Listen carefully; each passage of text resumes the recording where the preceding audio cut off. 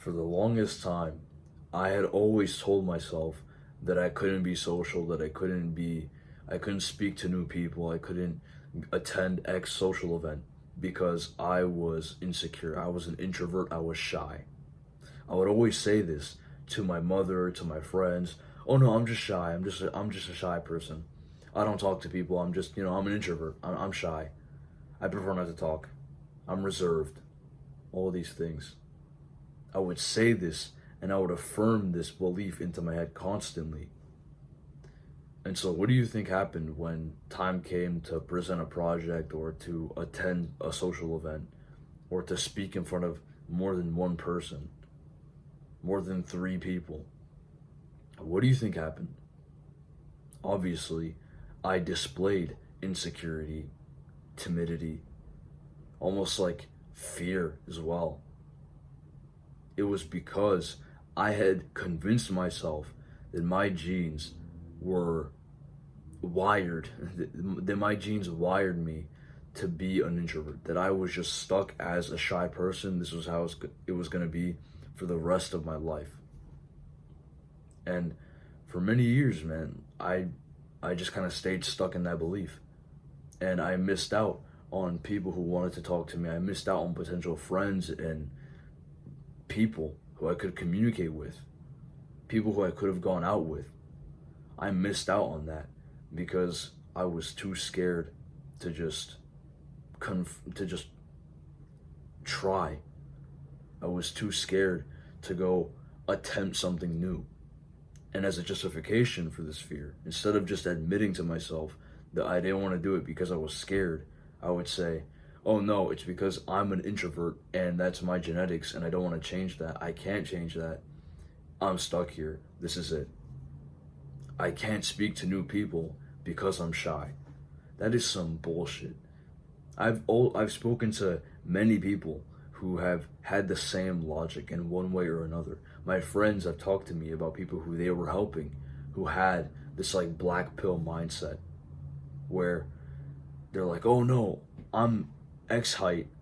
I have X financial status. I have X status in general, X reputation, and this is how I am.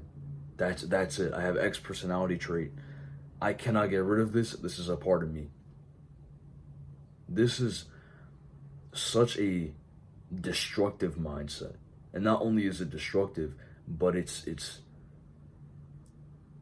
saddening.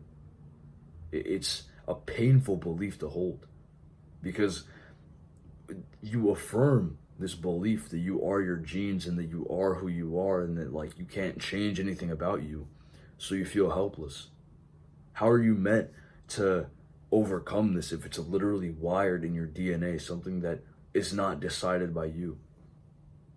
The only solution is to get mad at your parents for having sex all those years ago and having you. The only option is to sink into nihilism, to hold nihilism as a way of life, and possibly suicide, depression, an unsatisfactory life is guaranteed.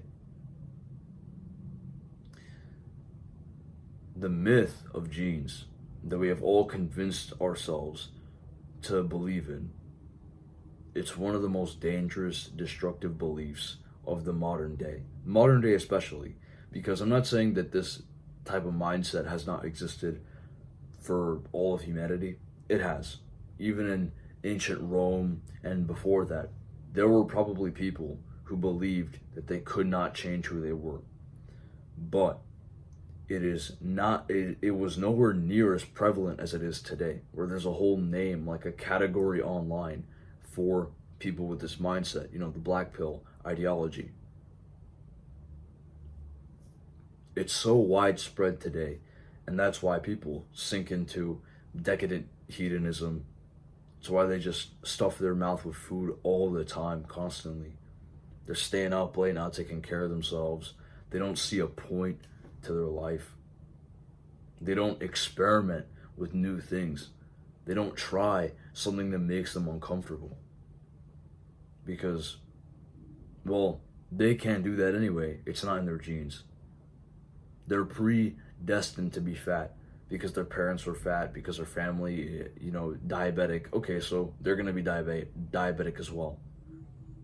If my mom is diabetic, and that means I'm diabetic, I'm predestined to be on insulin. That's just how it is. That's how life goes. There is so little, but at the same time, so much that is in our control. I'll admit, you cannot control anything that's outside of you. You cannot control the weather. You cannot control other people. You cannot control even aspects of your physical body because, something else external, like a piece of shrapnel or a tree, like a branch, could fall and injure you. You could be doing a workout and then something in your body gives out and you injure yourself.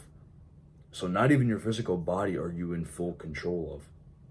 But the one thing that you do have 100% control of at all times is your mind. It's your mind, it's your intentions, it's your beliefs, it's your actions.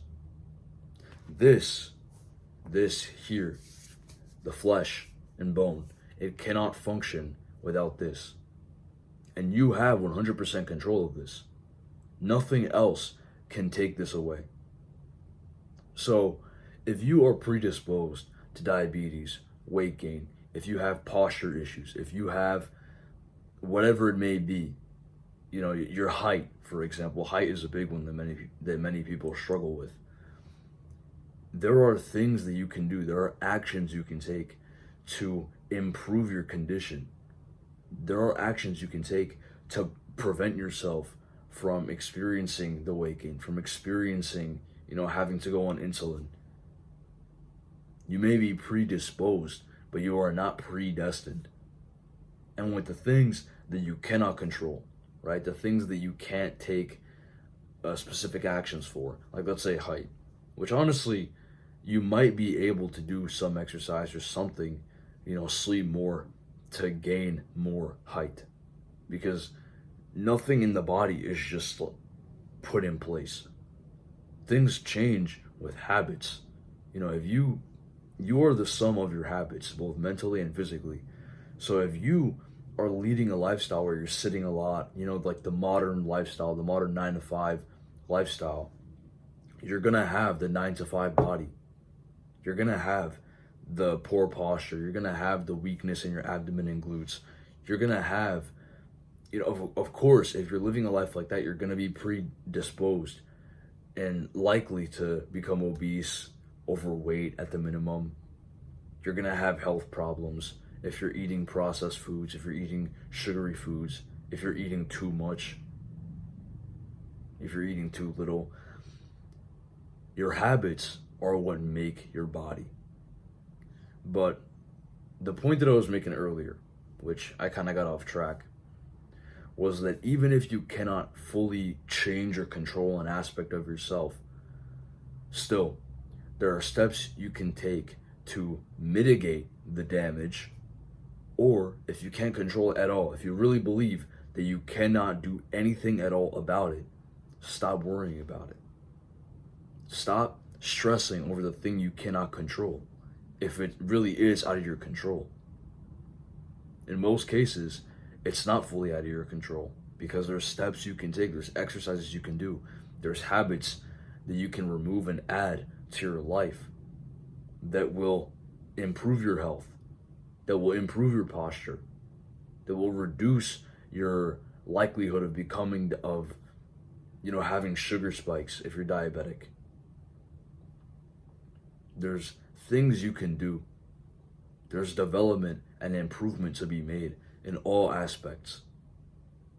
So do not believe in that lie. Do not believe in the, I'm just genetically this, I'm just genetically that. It's not true. It's not true. Self-improvement would not be possible for anybody if that were true. We would all be stuck where we were at. And even then, when most of us start self-improvement and we begin to improve ourselves, it's because we aren't satisfied with how we currently are or with how we were. We're not satisfied with our weight, our physical appearance. We're not satisfied with how unhappy we are. Do you think you got there because of genes? Because of how you were born, where you were born, what two people had sex? Do you really think that's why you're unhappy? No. You're unhappy because you have had habits that propelled this unhappiness. You have had a lifestyle that created this unhappiness. There has been dissatisfaction somewhere in your life. There has been something that you're doing that was wrong, that was unhealthy. And so obviously, you take that compound effect, and over the years, you become worse and worse and worse.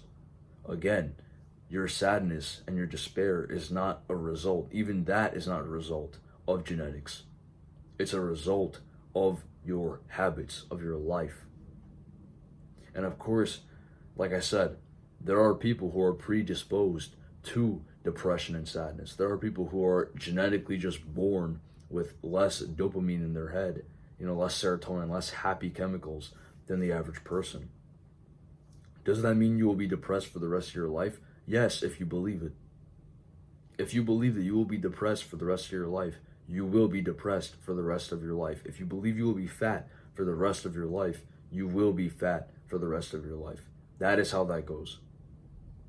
Because you'll just keep affirming this belief. You'll just keep affirming the thought. And if you affirm the thought, you basically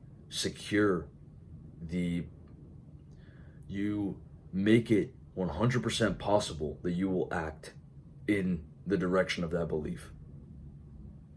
That is why we do affirmations in spirituality and philosophy. It's so that our actions align themselves with our beliefs. And if you believe that you will always be sad because your genetics say that you were born with less happy chemicals, then okay, you will be sad forever. It is only when you stop believing in genes, when you stop caring so much about where you were born or how you were born, that you're able to take control of your life. That's going to be all for this video, guys. I hope you enjoyed. If you did, like, subscribe, comment. Let me know what you thought of this video. Let me know what you agree with, what you disagree with. And let me know what you think of the camera, by the way, because I'm using the cinematic feature on the phone. So there's kind of like a blur in the background. I'm not sure how it looks. I kind of like it, I kind of don't. So just let me know what you think. I also have my Medium page in the description. I post articles every week, mostly on politics and philosophy. Here's where you'll get your self-improvement content, whatever. But if you're interested in more socio-political stuff, if you're interested in deeper topics, then please go check that out. Like I said, it's going to be it for this video, and have a good day.